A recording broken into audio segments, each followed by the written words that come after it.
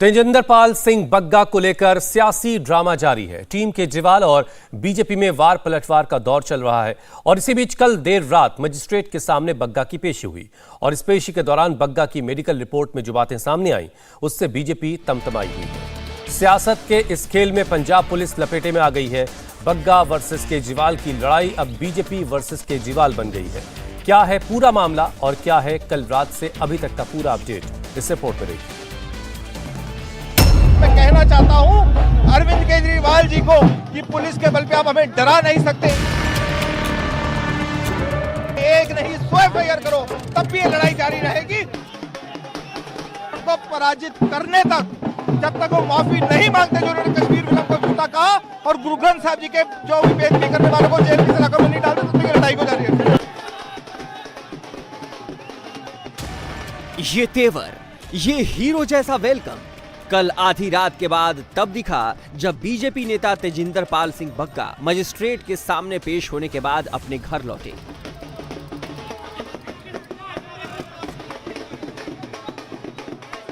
तेजिंदर बग्गा घर लौटे तो उनका हीरो जैसा स्वागत हुआ, लड्डू खिलाए गए और ये सब देखकर बग्गा ने भी केजरीवाल को सीधी चुनौती दे दी। हम इस लड़ाई को लड़ते रहेंगे। आप एक एफआईआर नहीं 100 एफआईआर करो। हम उस समुदाय से, उस धर्म से आते हैं जिन्होंने कश्मीरी पंडितों के लिए बलिदान दिया।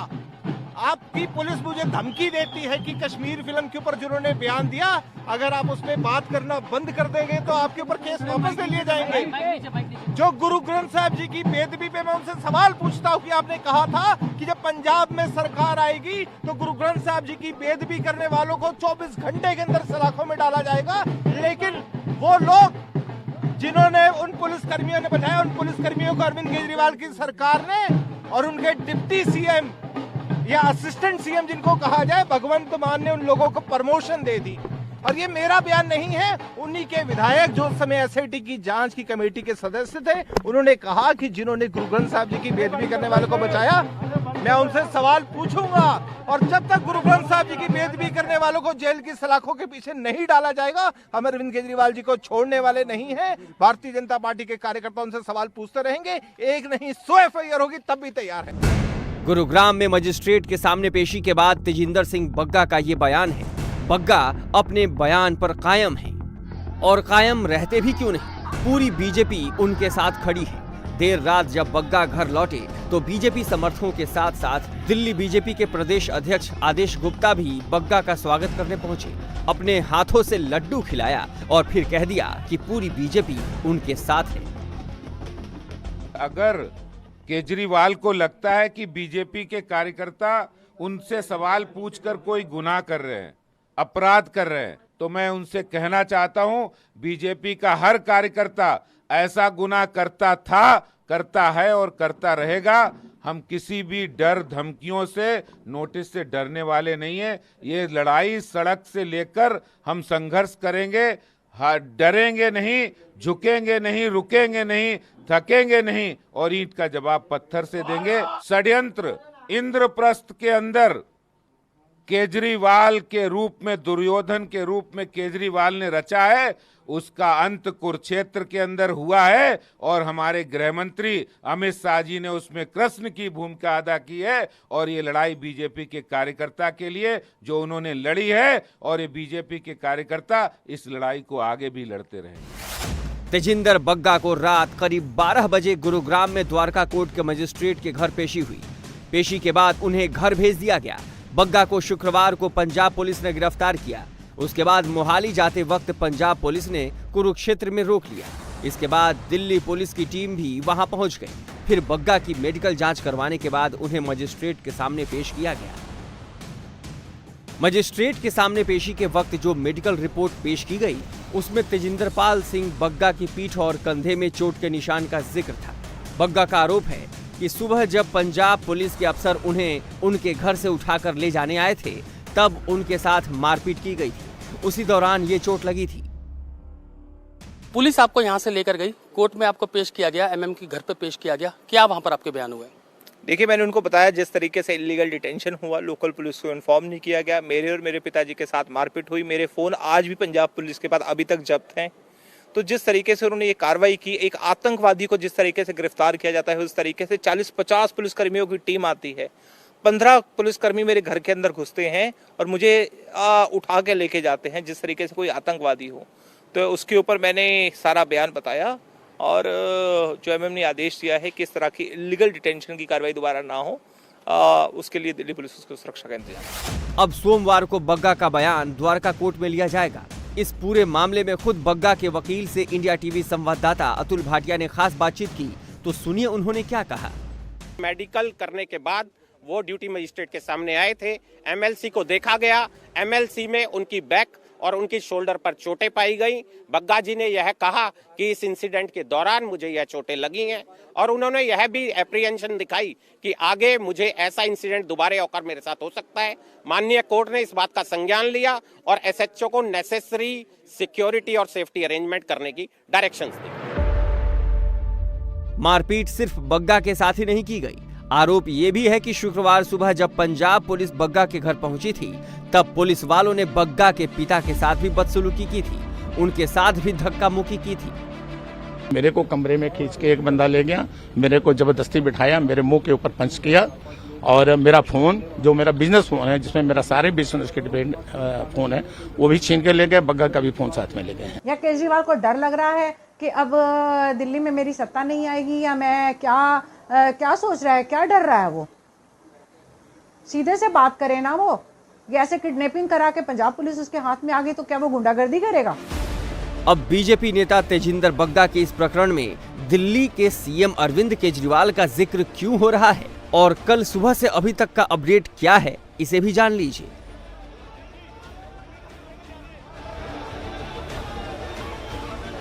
पंजाब पुलिस ने शुक्रवार सुबह दिल्ली आकर बीजेपी के यूथ विंग के नेता तेजिंदर पाल सिंह बग्गा को गिरफ्तार किया था।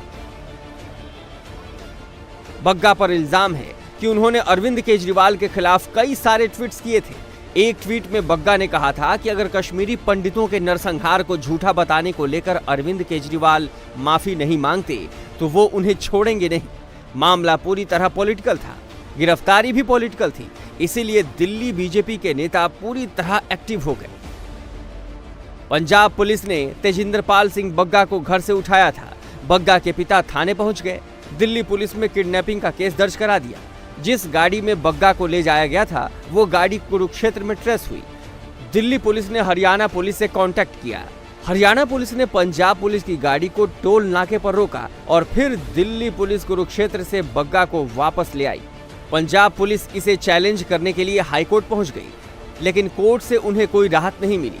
आरोप है कि पंजाब पुलिस बग्गा को जब गिरफ्तार करके ले गई थी तो उसने दिल्ली पुलिस को इन्फॉर्म नहीं किया था। इसी आधार पर अब पंजाब पुलिस पर किडनैपिंग का केस है। पंजाब पुलिस के अफसरों को सफाई देनी पड़ रही है।